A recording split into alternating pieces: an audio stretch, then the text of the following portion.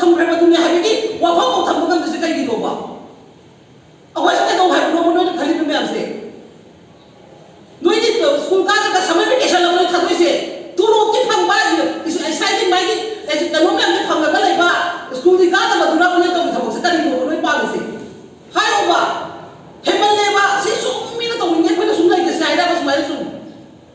मोइरांग के हन तो आराम फंगे वन सोरा में एक्टिविटी दे बन फमी दो कनी के तुम मैम ने विदेश में पी द ब्रावा से दादा मेरा गाली मंगांग के सुंगा का मेरा तुम ने नहीं सिखाई नो ना के देरी जाम चेन ताई ले हुजी के ऑर्गेनाइजेशन की मंगांग से ये पगनो पुन मार रगा बतो हेमन मदु बाहे का कुपी आइ दना तसेन लेरिबा अखोय दा लेरिबा अखोय की कुकी कांगुना अखोय दा टोर्चर तौरगा जिनोसाइड तौरगा मैम अमा चंगजलप खोंजंग गातनी मदु अखोय ना हाइजेद्रगसु मीडिया की थ्रू दा कई दा लोय बखंगरबा गातनी ड्रोन बॉम्बिंग सिजरपा अदुदगी मिसाइल कापा पुनमक अखोय मोइरांग की थोदोक ता हलमा अखोय की आराम फंबसी दिबा अदुदगी कौट्रु कोदा लेहिदबा अदुगी जिरी द मोइतर बुहाकिबा अदुगी इचम चमदा अखोय की सिंगांजरगरगा अखोय की जीवका ओइनी हाइप तोबदा मोइ मरी हलकपा खुदिमक तुना मरम ओरगा मसी कम्युनिटी क्राइसिस नते असी अखोय ममांग दा हाइजरगा लाप फोटो मधु नहान हाइबिरिबा फोटो वाटो हंदोपियु अदुगा अचुंबा फिरेपता सेंटर नो हुजिति लोइबा nga abani manipur state ta हुजि प्रेसिडेंट रुलि अदुना नीति नियम चुमना अचुंबा बिचारदा खोंथांग थंसन बिरो नत्रगदि तसेना अखोय स्टेट ता होम दा फंबिरगा सेंटर दा फंबिरगा होम पाइसन बिरगा मागी पॉलिटिकल की ओइबा गेम सनबि पा मधु तो बिगनु इंडिया दा सु अखोय मणिपुर से दिल्लीबनी अतै स्टेट ता चटनबि अदुगुमना अखोय मणिपुर स्टेट दा सु बयाम की चलिबा लॉ एंड रेगुलेशन मैम दा अदुगी कॉन्स्टिट्यूएंसी की मखादा अखोय सु थौदांग तोबियु नतदना नोई खरगी कानाबगी दमकता नोई पॉलिटिशियन की कानाबगी दमकता प्रजा का दुबगी कनो मैम से थंबिरगा नसा नसा वनसु 2023 की पार्लियामेंट की मतमदा हाइबा वानी मसी फॉरेन कुकी मिलिटेंट जगपदगी अदु मैम दुना थोरप थौदोंगी हाइदना मतमदुदा फंगिबा गवर्नर मसामंगना अनुसावी केना चोचाम जपदा एविडेंस फंगदना लेखरबा पोनी अदुगी मतुगिबा मतुदा अदुने सेन हातु सेंटर दा फंगिबा होम से मसी थुना सिंदोपा मथौ ताई मा मथौ मसक खंगदेबा मा पॉलिटिक्स की नियम तो चंजन बिरई अखोइना लेजरिबा प्रजा के कोइचम चंबा गातनी ngasi बीजेपी कांग्रेस ने नोई के तुम बगम तौनरगा अखोइबु सुंबा हंदक बथाता अदुगा कम्युनिटी क्राइसिस हाइबदी सर आई ngasi अमता खाइजरगे अखोइगी मतम अमदा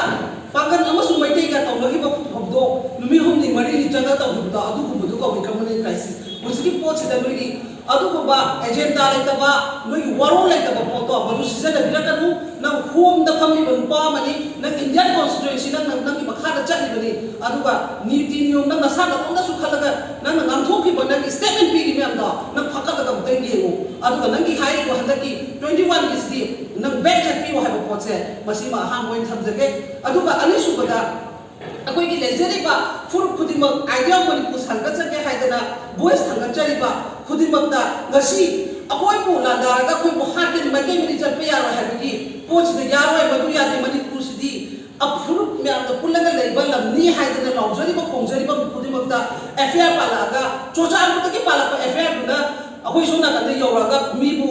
तोरेले तौबा फागे पुंगे तौबा मदु तौबि एग्जांपल ओइदा हारबदा अखोई ताउ औजा आसान पसार माना हान मक्तदसु हैंगांदगी ओसिना तौरगा एफआईआर माइना तौबि हाय अदुगा अखोइना गसी कुकी गिदमक्ता थागी एफआईआर करी गिदमक्ता लोखतबा मोइना दत्रो मसी अखोइना जिरीगी कनोगी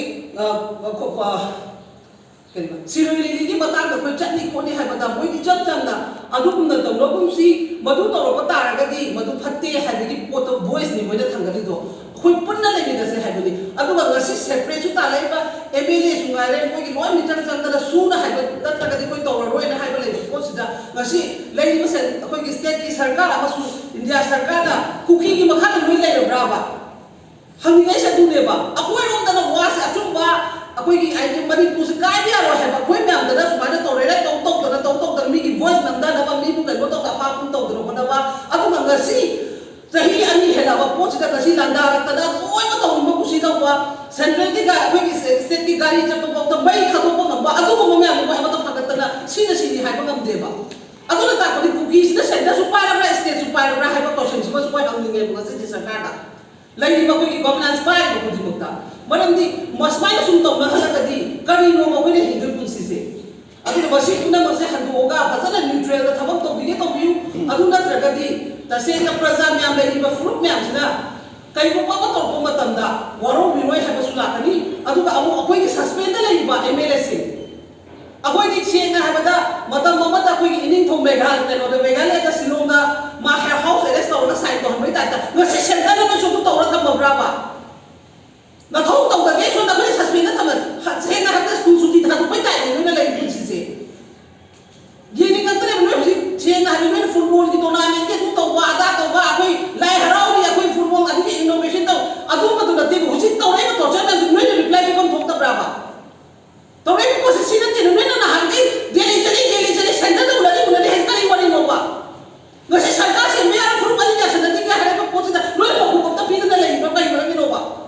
ꯅꯣꯏ ꯒꯣꯕꯔꯅꯔ ꯆꯠꯂꯒ ꯅꯣꯏ ꯅꯤꯐꯨ ꯃꯔꯤ ꯂꯩꯔꯦ ꯁꯔꯀꯥꯔ ꯁꯦꯝꯕꯒꯤ ꯑꯌꯥꯕ ꯂꯩꯔꯦ ꯂꯤꯗꯔꯒꯤ ꯑꯁꯣꯝꯗꯒꯤ ꯁꯦꯝꯃꯛꯀꯅꯤꯒ ꯍꯥꯏꯈꯤꯗꯥꯏꯅꯦ ꯑꯗꯣ ꯍꯧꯖꯤꯛꯅ ꯀꯔꯤ ꯅꯍꯥꯟꯒꯤ 21ꯒꯤ ꯋꯥꯍꯩꯗꯨꯅ ꯀꯅꯥꯅ ꯄꯥꯎꯈꯨꯝ ꯄꯤꯕ ꯉꯝꯒꯦꯕ ꯍꯣꯡꯅ ꯍꯥꯏꯔꯤꯕ ꯄꯣꯠꯇꯨꯅ ꯀꯔꯤ ꯄꯥꯎꯈꯨꯝ ꯄꯤꯕ ꯉꯝꯒꯦꯕ ꯅꯠꯇꯦ ꯃꯗꯨ ꯑꯩꯈꯣꯏꯒꯤ ꯀꯝꯃꯨꯅꯤꯇꯤ ꯀ꯭ꯔꯥꯏꯁꯤꯁ ꯅꯠꯇꯦ ꯃꯁꯤꯁꯤ ꯑꯩꯈꯣꯏꯅ ꯃꯃꯥꯡꯗꯒꯤ ꯔꯤꯄꯣꯔꯠ ꯊꯝꯈ꯭ꯔꯕꯗꯨꯅꯤ ꯍꯥꯏꯕꯒꯤ ꯋꯥꯐꯝ ꯊꯝꯕ ꯉꯝꯗ꯭ꯔꯤꯁꯦ ꯀꯩꯒꯤꯅꯣꯕ ꯑꯩꯈꯣꯏꯁꯦ ꯀꯩꯗꯧ ꯍꯥꯏꯕꯅꯣꯕ ꯅꯣꯏꯅ ꯈꯜꯂꯤꯕ ꯃꯌꯥꯝꯁꯦ ꯅꯣꯏꯗꯤ ꯁ꯭ꯀꯨꯜ ꯀꯥꯔꯒ ꯁꯝꯃꯔ ꯚꯦꯀꯦꯁꯟ ꯑꯃ ꯅꯣꯏ ꯊꯥꯗꯣꯏꯁꯦ ꯇꯣꯂꯣꯞꯇꯤ ꯐꯪꯕ ꯏꯁꯥꯒꯤ ꯃꯥꯒꯤ ꯀꯩꯅꯣ ꯃꯌꯥꯝꯗꯤ ꯐꯪꯉꯒ ꯂꯩꯕ ꯁ꯭ꯀꯨꯜꯗꯤ ꯀꯥꯗꯕꯗꯨꯅ ꯅꯣꯏ ꯇꯧꯒꯤ ꯊꯕꯛꯁꯦ ꯀꯔꯤꯅꯣꯕ ꯅꯣꯏ ꯄꯥꯝꯃꯤꯁꯦ ꯍꯥꯏꯔꯣꯕ ꯍꯦꯟꯃꯜꯂꯦꯕ ꯁꯤ ꯁꯨꯝ ꯃꯤꯅ ꯇꯧꯅꯤꯡꯉꯦ ꯑꯩꯈꯣꯏꯅ ꯁꯨꯝ ꯂꯩꯒꯁꯦ ꯍꯥꯏꯔꯕ ꯁꯨꯃꯥꯏꯅ ꯁꯨꯝ ꯃꯣꯏꯔꯥꯡꯒꯤ ꯑꯍꯟꯗꯣ ꯑꯔꯥꯡ ꯐꯪꯗꯦ ꯃꯥ ꯁꯣꯔꯥꯠ ꯑꯃꯒꯤ ꯑꯁꯇꯤꯕꯒꯤꯗꯤ ꯃꯥꯅ ꯐꯝꯃꯤꯗꯣ